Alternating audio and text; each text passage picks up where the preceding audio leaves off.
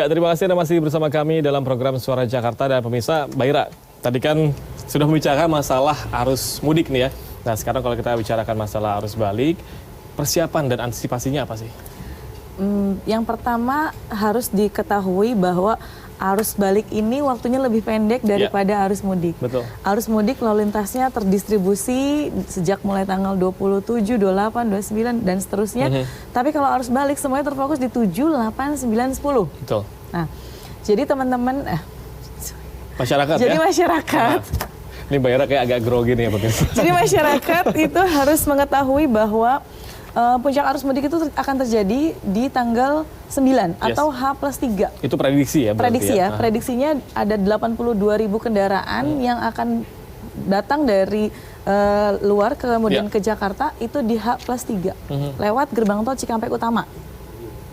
Kemudian pemberlakuan one way mulai tanggal 7, 8, 9, 10 jamnya jam 12 sampai dengan jam 12 siang sampai jam 12 malam, tapi sangat kondisional ya, tergantung diskresi kepolisian.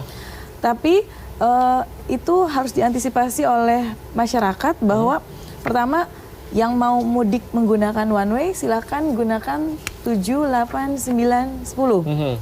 Tapi kami juga memberikan diskon tarif lebaran yang untuk arus baliknya adalah 10, 11, 12. 10, 11, 12. Ini harus diulang nih. Jadi ada diskon di tanggal 10, 11, 15%. Oke. Jadi kalau yang mau ikut one way, pulangnya lebih cepat, 7, 8, 9, 10. Atau kalau yang memilih untuk ingin mendapatkan diskon 15%, pulangnya agak lebih mundur, 10, 11, 12. Tapi cutinya nambah gitu ya.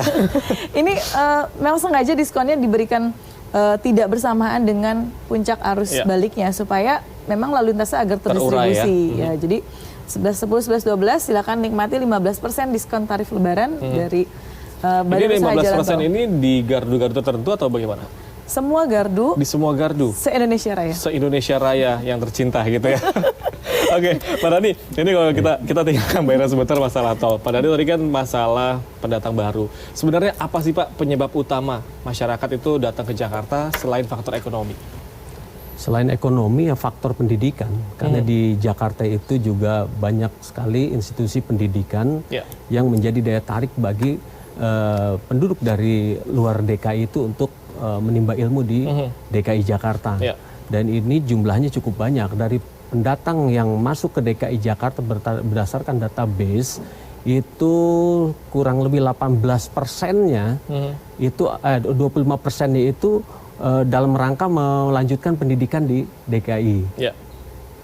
Jadi itu alasan utama ya, terutama pendidikan lah. Pendidikan, di samping alasan ekonomi tadi. Dan dari Dinas Sosial pasti juga ada kerjasama dengan Dukcapil mengenai pendidikan ataupun bisa dikatakan evaluasi untuk para pendatang baru inilah kurang lebih Pak ya. Ya pasti kaitannya dengan pendataan. Biasanya kita melakukan pemadanan data dari kami. Nanti kan di sini ada database untuk kependudukannya. Tapi pemadanan mana yang masuk dalam klasifikasi atau kualifikasi di PMKS. Baik. Dan dari Dinas Sosial sendiri tadi kan banyak sekali ibaratnya penyaluran begitu Pak ya yang dilakukan oleh Dinas Sosial kepada para perusahaan. Dan biasanya kalau masyarakat pendatang baru itu banyaknya untuk bidang apa Pak?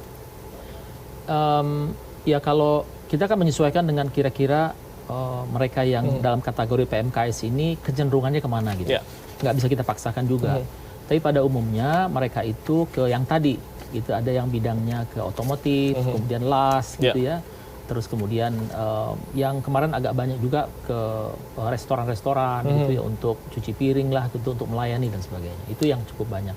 Tapi kita itu adalah suatu ikhtiar gitu. Tapi bukan berarti nanti akhirnya jadi pada datang tadi salurin sama kita semua, nggak kayak gitu juga gitu. Karena pada umumnya kan juga mereka ingin bebas sebenarnya. Kalau mereka masuk di panti pasti mereka harus disiplin, harus ini, dan tidak semua merasa cukup nyaman dengan hal seperti itu. Tapi itu merupakan bekal yang harus kita berikan, karena ketika mereka kita coba untuk salurkan, kita ikhtiarkan, ya mereka mesti disiplin. Kalau enggak kan nanti nama baik kita juga menjadi kurang bagus di mata yang kita salurkan tadi. Betul. Nah Mbak Ira, ini terkait dengan Dinas Sosial dan juga Dukcapil. Pasti kan banyak masyarakat yang berbondong-bondong datang ke DKI Jakarta menggunakan salah satunya transportasi darat. Mungkin menggunakan bus ataupun juga angkutan umum. Nah ini bisa terlihat nggak sih Mas sebenarnya dari pintu tol bahwa ada masyarakat yang memang bisa dikatakan pendatang baru itu? Ada nggak sih trik-triknya gitu? Nggak ada kalau nggak ada sama sekali, jadi nggak bisa kelihatan ya? Nggak bisa kelihatan. Paling kalau misalkan melihatnya karena nggak semua juga pakai bis ya Pak ya, ada mungkin yang pakai kendaraan kecil juga ya. Dan bahkan ada yang, mohon maaf kalau yang ODGJ ODMK, apa itu orang, jadi ODMK itu orang dengan masalah kejiwaan, orang dengan gangguan jiwa, itu kadang-kadang di jalan aja sendiri terus gitu. Tiba-tiba begitu masuk Jakarta, kita petugas tahu, kita lakukan penjangkauan gitu dan sebagainya. Jadi kita nggak tahu masuk Jadi dari mana. sebenarnya nggak bisa diketahui melalui jalur mana gitu ya? Ya, memang harus data berarti ya? Enggak, sebetulnya kalau kita lihat dari posko terpadu dari Kementerian Perhubungan, ya kita juga bisa karena kita masuk di dalam tim di dalam posko tersebut, kita bisa mengidentifikasi berapa yang masuk melalui bandara, mana melalui kereta api, mana juga melalui angkutan laut. Betul. Nah dari situ teridentifikasi, makanya data awal kita biasanya kita ambil dari posko terpadu tadi. Karena jumlah yang pergi harusnya pulang juga sama, kurang Ya lebih gitu ya. idealnya, tapi rata-rata itu ada selisih. Nah selisihnya itu range-nya itu antara 60.000 sampai 70.000. Kalau dilihat dari tren 5 tahun terakhir. Kurang lebih. Kalau untuk yang darat ya kita dari dari segi jasa jumlah marga. dapat dari segi jumlah, Ya. tapi dari segi orangnya individu kita Tidak bisa. Susah ya definisi ya sebenarnya. Hanya data agregat. Berarti Data agregat. memang harus dilakukan razia mungkin ya Pak ya? Kalau dari dinas sosial sendiri ada nggak sih biasanya razia? Kan saya sering kali lihat razia gepeng seperti itu masih ada Pak? Enggak sih, kita nggak pakai razia sebenarnya. Kita penjangkauan saja, melihat seperti tadi titik-titik itu kita komunikasikan dengan cara yang baik gitu. Karena kalau razia buat manusia kok kayaknya serem banget gitu ya. Walaupun faktanya memang mereka itu tadi gitu banyak hal yang ternyata mereka tidak memenuhi persyaratan untuk bisa di sini. Tapi kita tetap layani sebagai warga negara Republik Indonesia. Bahkan nggak cuma itu. PMKS itu banyak sekali juga ada warga negara asing yang memang di sini juga terlantar. Kami juga yang harus diminta oleh Pak Gubernur untuk bisa melayani mereka dengan baik. Baik, kita kembali lagi ke jalan tol, Mbak Ira. Kita tinggalkan masalah razia tadi. Mbak Ira, ini kan sebenarnya titik kemacetan bisa dikatakan di tiap tahun itu di titik yang sama. Ada nggak sih titik baru, Mbak? Karena adanya kebijakan ataupun pembebasan tadi biaya dari Cikarang Utama ya sudah dibebaskan, dan akhirnya ada gerbang tol baru gitu dan juga ada tol Trans Jawa. Akhirnya ini menimbulkan titik kemacetan baru nggak sih? Pasti sama, kurang lebih fokus titik kepadatan kita itu ada di gerbang tol barier. Gerbang tol barier itu gerbang tol utama. Kemudian ada di rest area, sama di akses-akses keluar. Tapi kalau di akses keluar kan udah maksudnya ada pihak yang lebih berkompeten untuk mengatur itulah maksudnya. Nah, kalau untuk di gerbang tol barier tadi saya sampaikan bahwa banyak hal yang kita lakukan untuk memaksimalkan kapasitas transaksinya dan waktu transaksinya. Di rest area juga tadi saya sampaikan ada zoning rest area, ada RAMS dan lain sebagainya.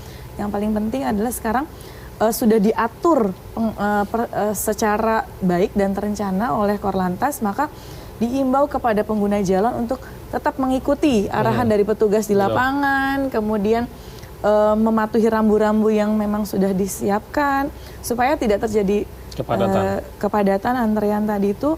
Dan yang paling penting adalah keselamatan, keselamatan pengguna jalan itu sendiri maupun pengguna jalan lainnya. Karena dampak dari lengahnya pengguna jalan atau pemudik itu 81% itu akibat dari lengah ya. Lengah tuh bisa mengantuk, kurang istirahat. Dan angka kecelakaan 18% itu akibat dari kendaraannya sendiri. Jadi bukan cuma pengendaranya yang butuh istirahat, tapi kendaraannya juga butuh istirahat. Gitu, nggak hanya yang mengendarai gitu lah. Betul. Jadi dua-duanya harus istirahat paling tidak 2 jam atau per 200 km lah. Baik, itu memang harus selalu disosialisasikan kepada masyarakat berarti Mbak Ira ya. Baik, dan pemirsa, kami akan kembali saja berikut ini, tetaplah bersama kami.